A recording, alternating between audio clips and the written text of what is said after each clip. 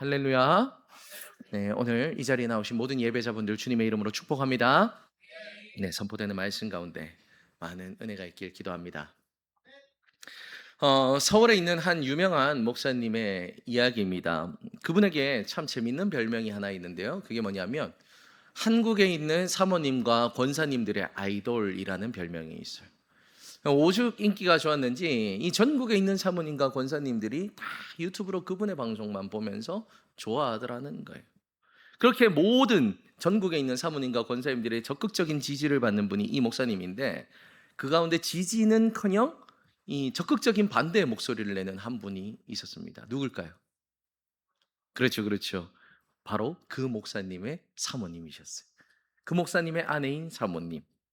다들 그 목사님의 설교에 은혜를 받는데, 그 아내 되시는 사모님은요, 늘 동일하게 한결같이 신실하게 은혜를 받지 못한다는 거예요. 목사님이 말할 때마다 인상을 막 찌푸리고 있는 거죠. 그게 목사님 눈에 보이는 겁니다. 그 목사님도 참 재밌는 것이요, 그 교회가 대형 교회거든요. 수천 명이 있는 대형 교회인데, 그러면 까마득하게 저 뒤에 앉아있는 사모님이 안 보일 법도 한데 눈에 늘 보인다는 거예요, 그 표정이. 그래서 어느 날 저녁을 먹으면서 이런 이야기를 했답니다. 토요일 저녁입니다. 여보, 부부가 꼭 같은 교회를 다닐 필요는 없습니다. 당신은 내일 아침 일어나서 저쪽 교회, 나는 우리 교회에 가서 뜨겁게 예배하고 저녁에 다시 만나죠.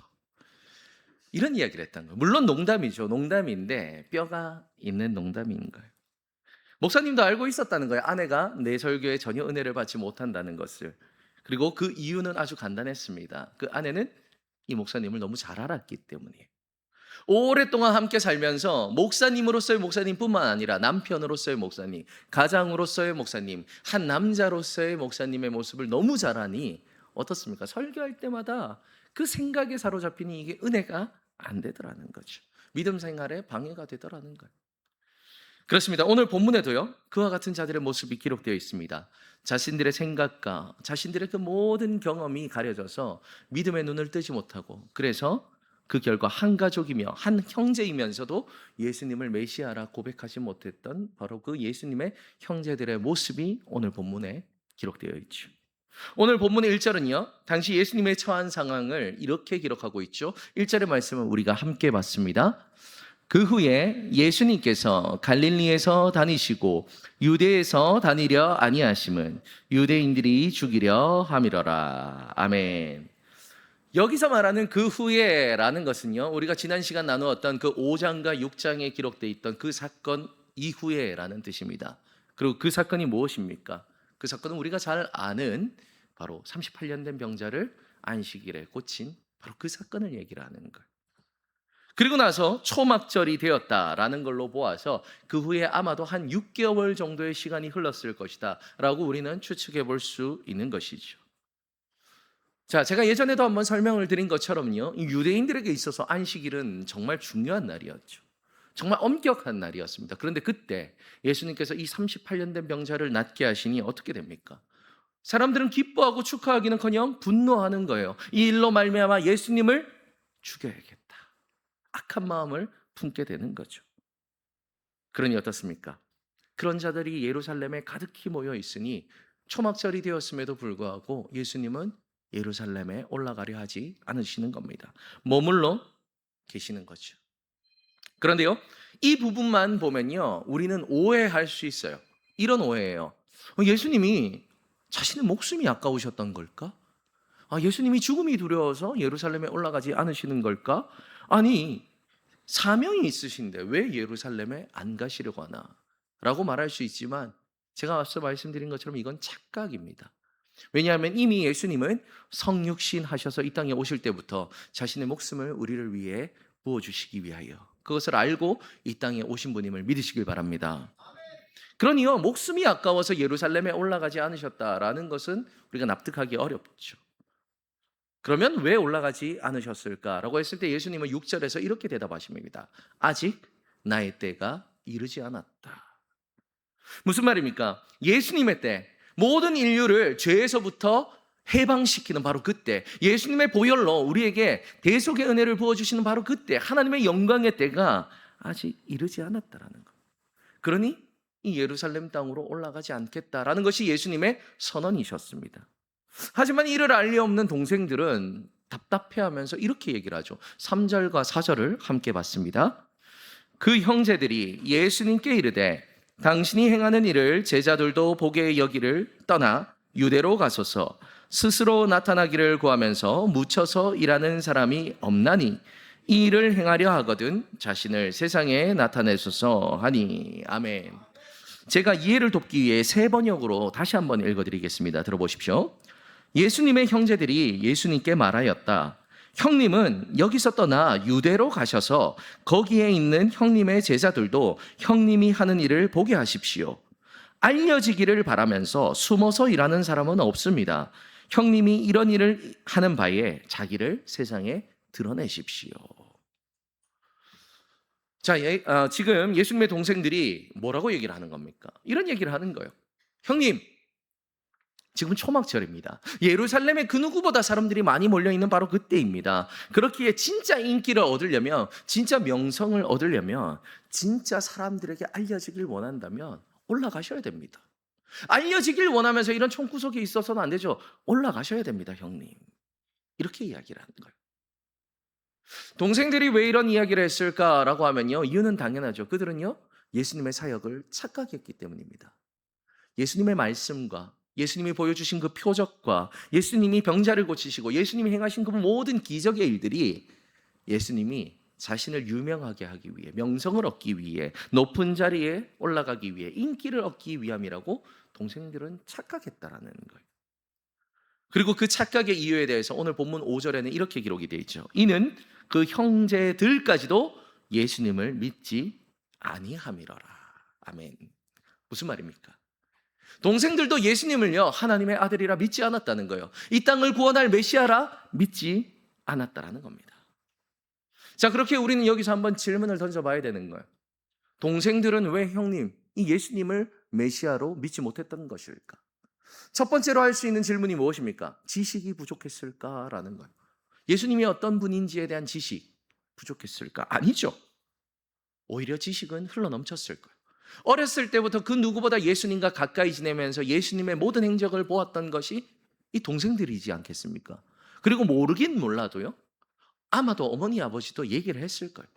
너희 형 예수님이 태어나는 그때 얼마나 위대한 일이 있었는가, 하나님께서 우리에게 어떤 마음을 부어주셨는가, 너희 형의 정체는 이런 것이다, 알려주지 않았을까요? 근데 지식은 풍부했는데 무슨 지식이었습니까? 그것을 듣고 동생들은 자기들의 마음대로 해석하기 시작했다라는 것. 하나님이 부어주신 지식을 믿지 않고 그저 자신의 경험과 판단으로서 예수님을 보기 시작했다라는 겁니다. 그러니 그것이 걸림이 되어 예수님을 하나님의 아들로 고백할 수 없었다는 거예요.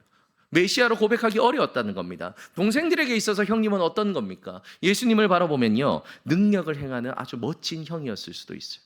말씀하는 걸 잘 들어보면 말씀의 깊이는 있는데 때로는 도무지 그 속으로 알지 못하는 어려운 형님이었을 수 있다라는 거예요.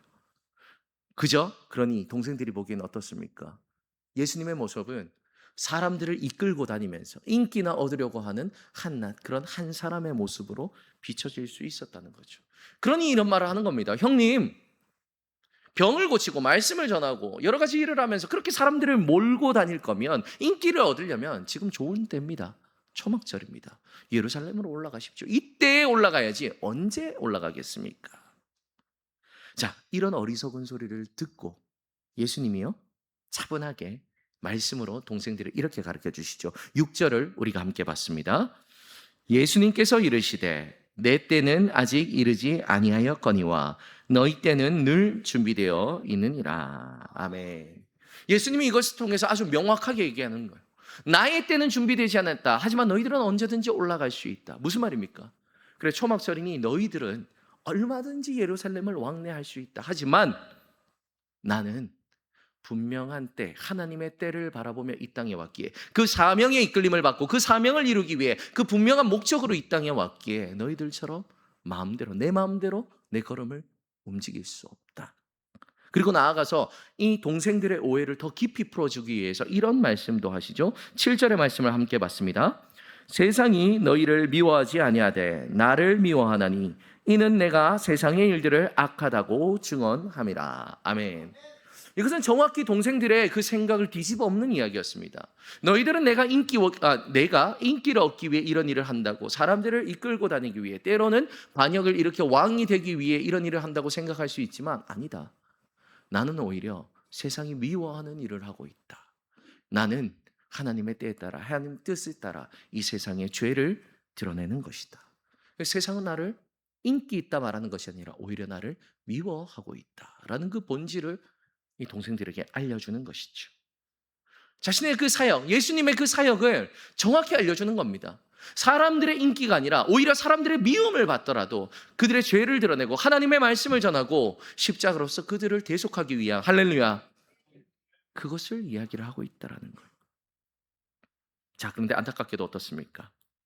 예수님의 형제들은요, 이 말씀을 이해하지 못해요. 왜냐하면 그들의 마음속에 믿음이 없었기 때문입니다. 그러니 예수님을 하나님의 아들로, 세상의 구원자로 고백할 믿음이 없으니 어떻습니까? 바로 옆에서 예수님이 말씀하시는데도 도무지 알아듣지를 못하는 것. 여기서 우리는요, 신앙의 아주 중요한 원리를 하나 깨달을 수 있습니다. 사랑하는 성도님, 우리가 지금 이렇게 드리는 예배 가운데 하나님이 임재하여 있음을 믿으시길 바랍니다. 하나님이 지금 하나님의 말씀으로 성도님의 마음 가운데 말씀하고 계심을 믿으시길 바랍니다. 근데 우리 가운데 무엇이 없으면요, 예수님을 믿는 믿음이 없으면요, 이 모든 것이 의미가 없다라는 거예요. 지금 이 설교가 한낱 사람의 목소리로 들릴 겁니다. 이 설교가 한낱 들으면 좋은 소리 정도의 교훈으로 들린다는 거예요. 이 예배 시간이 그냥 시원한 데 와서 좋은 말씀 한번 듣고 가서 힘을 얻는 정도의 시간으로밖에 여겨지지 않는다는 거예요. 무엇이 없으면요, 예수님을 믿는 믿음이 없으면. 동생들을 보십시오. 바로 옆에 살아계신 하나님이, 현존하시는 하나님인 그 예수님이 동생들에게 말씀으로 가르치는데도 믿음이 없으니 어떻습니까? 아무런 의미 없는 시간을 보내지 않습니까? 우리도 동일한 겁니다. 아무리 큰 곳에서, 아무리 뜨거운 곳에서, 아무리 많은 것을 받으면서 우리가 교회에 나와서 예배를 드린다 할지라도요, 우리 마음에 이 믿음이 없으면 아무 의미가 없는 거예요. 아무 의미가 없는 거예요. 사랑하는 성도님, 우리들의 마음에 주님을 향한 믿음이 회복되길, 더욱더 뜨거워지길 주님의 이름으로 축복합니다. 근데 동생들은 그게 없었어요. 그러니 어떻습니까? 예수님의 말씀을 이해도 못하지만 나아가서 하나님의 때를 이해할 수도 없었던 거예요. 그러니 답답한 거예요. 사람의 생각과 하나님의 때가 부딪히는 거예요. 그러니 동생들은 답답해서 외치는 거예요. 지금 올라가야 되는데, 지금이 딱 좋은 때인데, 우리 형님 또 고집 부린다. 이게 동생들의 마음이었다라는 거죠. 답답한 거예요. 근데 저는 이 동생들의 모습을 보면서 오늘을 살아가는 우리 그리스도인들의 모습을 보게 됩니다. 왜냐하면 우리도 기도하는 가운데 하나님 앞에 그렇게 기도할 때가 있기 때문이죠. 하나님, 도대체 언제까지입니까? 내가 생각했을 때 지금 하나님의 때가 이루어지면 딱 좋을 것 같은데, 이 나라도 그렇고 나의 가정도 그렇고 나의 문제도 그렇고 나의 환경도 그렇고 나의 건강도 그렇고 나의 여러 가지 기도 제목들, 지금 딱 좋을 것 같은데 언제입니까? 우리는 기도드릴 때 종종 그렇게 하나님 앞에 이야기를 할 때가 있죠. 언제입니까? 내가 복음을 열심히 전했는데, 정말 최선을 다해서 기도를 하고 복음을 전했는데 여전히 변화되지 않는 가족을 바라볼 때, 이웃을 바라볼 때, 전도 대상자를 바라볼 때, 하나님 도대체 언제입니까? 직장이나 공동체 속에서 불의한 일을 당했을 때 내 마음이 무너졌는데, 하나님의 공의로 저 사람에게 뭔가 복수가 일어났으면 좋겠는데 도대체 언제입니까? 불의한 일을 당하지만 믿음으로 견뎌내고 있을 때, 나의 생각과 머리로는 도저히 해결되지 않는 이 현실을 바라보고 있을 때 우리도 모르게 그런 기도를 하는 거예요. 하나님 도대체 언제입니까? 제가 봤을 땐 지금이 딱인 것 같은데. 여기서 우리가 먼저 이해하고 인정해야 될 것은요, 하나님의 시간은 우리가 결코 알 수 없다는 것입니다. 하나님의 때는 그리고 우리가 결코 알려고 해서도 안 된다는 것입니다. 사랑하는 성도님, 이것이 진리임을 믿으시길 바랍니다. 세상에 있는 수많은 이단들이 바로 이 문제에 걸려 넘어지는 거예요. 내가 하나님의 때를 안다, 내가 하나님의 때를 다 계획하고 있고 알고 있다, 그렇게 주장하는 데서요, 그들이 이단이 되고 사이비가 되는 겁니다. 그런데 어떻습니까? 안타깝게도 많은 그리스도인들이 그 문제에 걸려 넘어지는 거예요. 왜냐하면 때를 알고 싶기 때문입니다. 하나님의 그때, 나의 인생이 도대체 언제 역전되는가? 하나님의 역사가 도대체 언제 어디서 일어나는가? 이것이 알고 싶은 거예요. 지식의 유혹이고 죄의 유혹인데 우리는 그것에 대한 갈망이 있다라는 거예요. 다시 한번 말씀드립니다. 사랑하는 성도님, 하나님의 때는 우리가 결코 알 수 없습니다.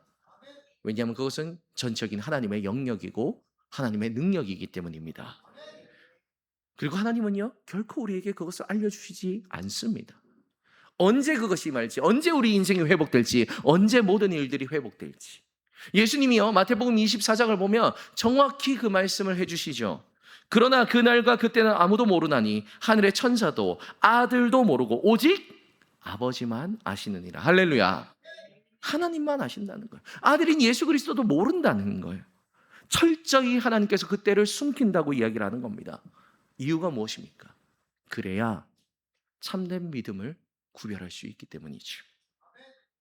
우리가 신앙생활 하는 가운데 가장 흔히 하는 착각 가운데 하나가 뭐냐 하면요, 하나님의 계획을 알면 우리는 더 잘 믿을 수 있게 될 거라는 착각입니다. 하나님의 뜻을 알면, 하나님의 때를 알면 우리는 더 열심히 살 수 있을 거라는 착각을 우리는 하고 살아가는 것이죠. 우리 인생 가운데 언제 하나님의 은혜가 임할지, 악한 자들이 언제 무너지고 징벌이 임할지, 하나님의 능력으로 우리가 언제 승리를 맛볼지, 그 정확한 때를 알면 우리는 오늘을 더욱더 힘있고 능력 있게 살아갈 거라는 그 착각에 빠져 있다라는 거예요. 그래서 기도하는 겁니다. 하나님 언제입니까? 언제입니까? 사랑하는 성도님, 근데 정말 그렇습니까? 정말 하나님의 때를 안다면, 하나님의 심판의 때를 안다면, 하나님의 능력의 때를 안다면 우리의 신앙은 더 견고해지는 겁니까? 저는 아니라고 생각합니다. 제가 청년과 청소년 사역을 하는 가운데 가장 많이 듣고 인상적으로 듣는 질문 가운데 하나가 이런 거예요. 어떤 청년이 와서 저에게 이렇게 묻더라고요. 목사님, 내가 일평생 술도 마시고 음란한 일도 하고 담배도 피우고 별의별 짓 다 하다가 죽기 10분 전에 회개하면 천국에 갑니까? 라고 물어봐요. 이 슬며시 미소를 짓는 분들은 다들 한 번쯤 생각해 보셨다는 거예요. 자, 우선 그 구원의 문제는 차치합시다. 뒤로 밀어둡시다. 이 질문을 하는 의도가 뭘까요? 그렇게 살고 싶다는 거죠. 내 인생 내 마음대로 즐겨보고 싶다는 거예요. 술도 먹고 담배도 피고 음란하게 살다가 내 마음대로 살다가 내 뜻대로 살다가 내 즐거움을 누리다가 천국도 가고 싶다라는 마음이 거기에 품어져 있다는 거예요. 하나님의 뜻을 알면, 하나님의 때를 알면 그렇게 하고 싶다라는 거예요. 근데 성도님, 이것이 진짜 믿음입니까? 아니에요. 이것은 그저 하나님을요, 구원의 도구로만 바라보지 않는 그 얄팍한 마음인 겁니다. 그렇게 하나님은 그 인간의 중심을 아시니, 사람의 중심을 아시니 때를 숨기시는 겁니다. 언제 하나님의 손길이 임할지, 언제 은혜가 임할지, 언제 하나님의 심판이 임할지를 다 숨겨두시는 거예요. 그리고 우리로 하여금 절대 알 수 없도록 꽁꽁 묶어두시는 겁니다. 이것이 하나님의 사랑임을 믿으시길 바랍니다. 왜냐하면 우리가 그걸 아는 순간 우리는 더 이상 믿음을 가질 수 없기에, 우리는 더 이상 하나님을 진실로 사랑할 수 없기에, 그저 하나님을 이용만 하려 하기에, 그렇게 우리를 참된 믿음의 자녀로 키우기 위한 하나님의 사랑이 바로 그때를 숨겨두고 계시는 것임을 믿으시길 바랍니다. 그렇게 중요한 것은 무엇입니까? 하나님이 나를 향하신 이 마음을 믿으면 문제가 없는데 이 믿음이 흔들리면 우리는 흔들리게 되는 거예요. 하나님은 언제나 신실하시며, 하나님은 언제나 나를 사랑하시며, 하나님은 언제나 나에게 은혜 베푸시기를 기뻐하신다는 그것을 알면 우리는 때를 몰라도 흔들리지가 않는데, 이것을 잃어버리면 우리는 흔들리는 거죠. 자녀가 난리를 칠 때 흔들리는 겁니다. 직장이 난리를 칠 때 흔들리는 겁니다. 재정의 문제와 현실의 문제가 나를 닥쳐올 때 우리는 흔들리는 겁니다. 왜? 선하신 하나님을 향한 믿음이 무너졌기 때문인 거죠. 그러니 우리는 또 무엇을 구하는 겁니까? 때를 구하는 거예요. 하나님 언제입니까? 어느 때입니까? 그렇게 우리는 질문해 보아야 됩니다. 어떻게 하나님의 때를 믿음으로 기다릴 수 있는 것일까? 우리는 흔들리지 않고 이 세상의 유혹 가운데서 어떻게 해야 끝까지 승리할 수 있는 것인가? 저는 이 질문에 대한 아주 좋은 대답이 어거스틴의 일생이라고 봅니다.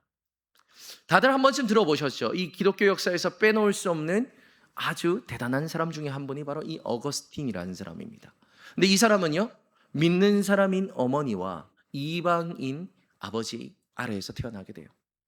근데 그 어머니 모니카는 이 어거스틴이 하나님께 좀 붙들렸으면 좋겠다라는 마음을 가지고 일평생을 기도합니다. 자, 그러면 우리가 생각했을 때 어떻습니까? 그 신실한 어머니의 기도가 있으면 아들이 좀 변화가 되는 것이 마땅한데 어거스틴은 진짜 어긋나며 살아가는 거.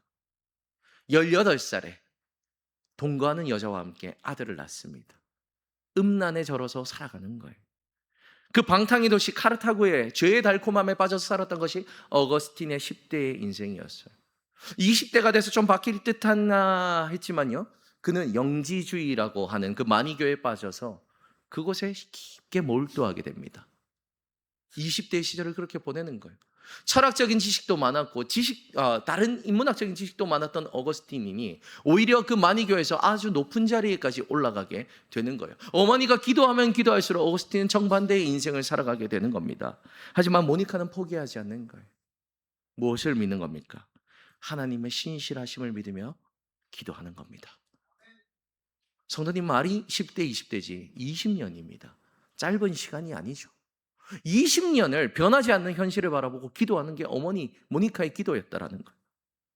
자, 그리고 나서 그렇게 기도에 응답이 된 것처럼 마치 어거스틴은 그 마니교를 떠나게 돼요. 자신의 질문에 대답하지 못하는 마니교를 바라보며 한계를 느끼고 그 마니교를 벗어나게 됩니다. 이때 어머니인 모니카는 아마 자신의 기도가 응답받았을 거라고 생각했을 거예요.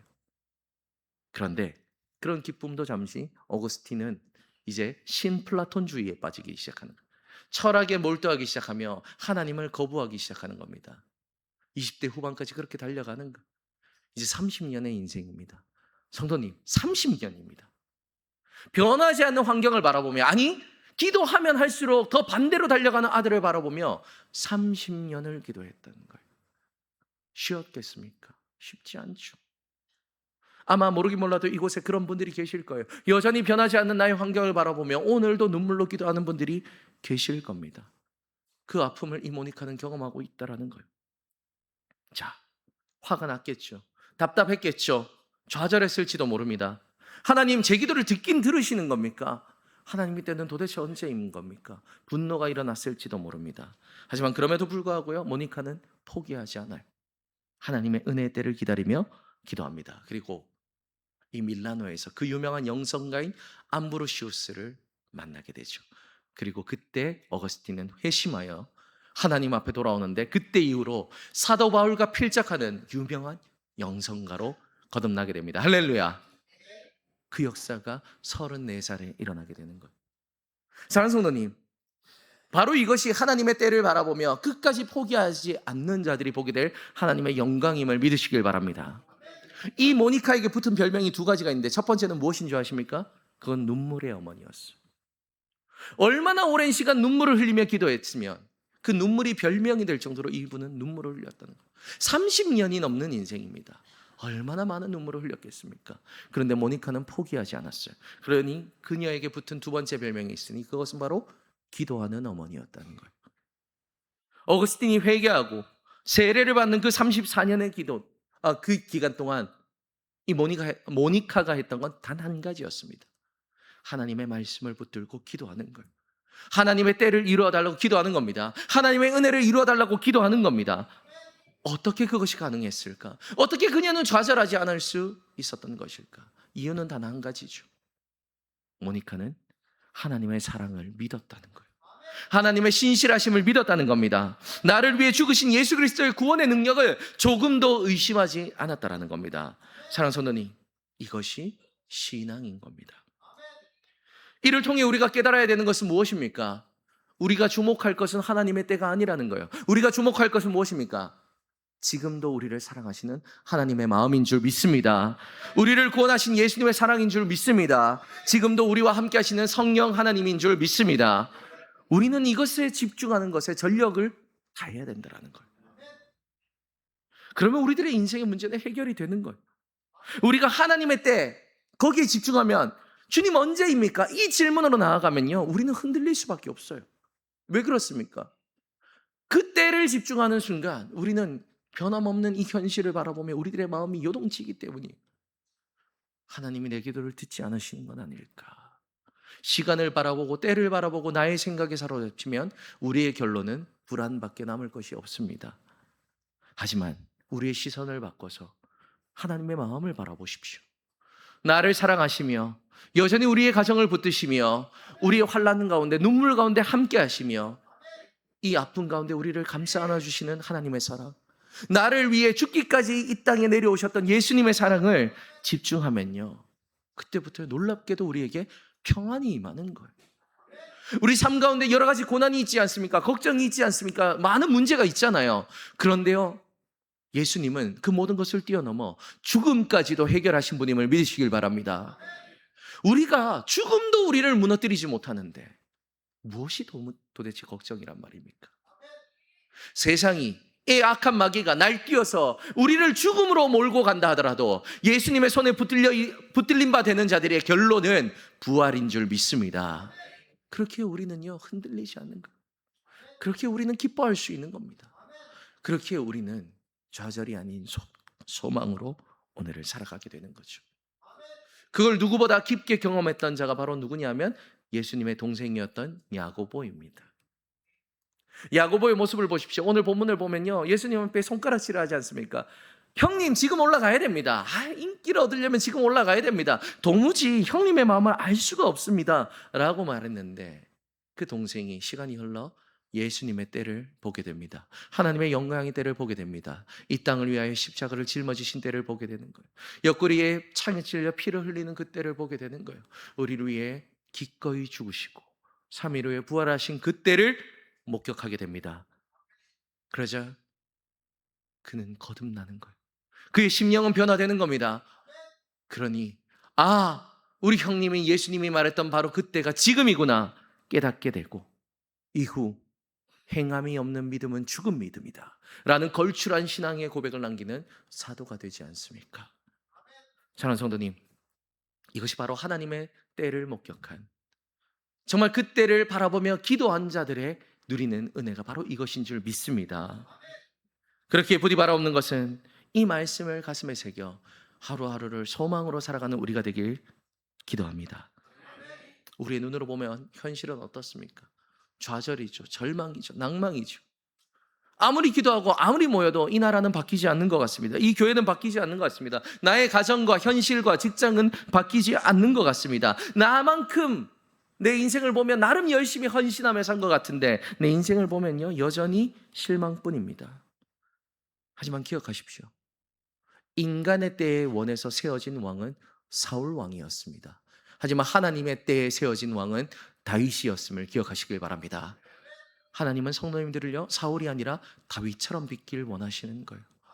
그래서 그 때를 기다리게 하시는 겁니다. 우리가 인정해야 될 건 무엇입니까? 하나님의 생각은 우리보다 깊다는 것입니다.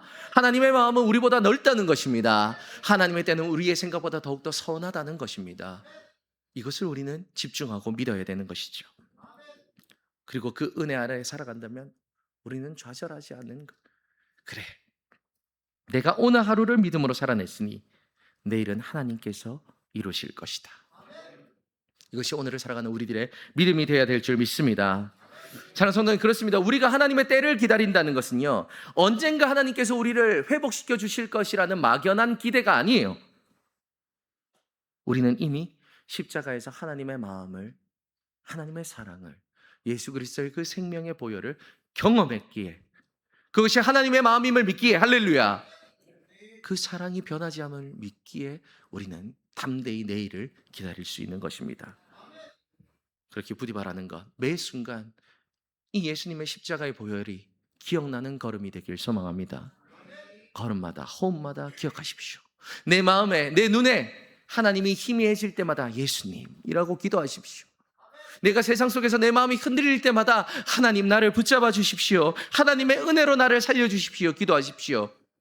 그러면 그때가 언제인지 몰라도 분명 가장 좋고 아름답고 선하신 때에 하나님은 성도님의 삶을 이루어가 주실 것입니다. 이것을 믿는 믿음으로 이번 한 주를 살아가는 은혜가 있길 소망합니다. 하나님은요, 지금 이 시간 성도님과 함께 하십니다. 지금 이 시간 성도님의 손을 붙잡고 계십니다. 그러나 그분의 말씀에 귀를 기울이고 한 걸음을 내딛는다면 이번 한 주의 끝에는 우리가 또 한 번 만나서 하나님의 사랑만을 나누는 천국의 장소로 걸어가게 될 줄 믿습니다. 이것을 믿음으로 이번 한 주 승리하는 우리 성도님들의 하루하루가 되시길 주님의 이름으로 축복합니다. 다 함께 기도하시겠습니다.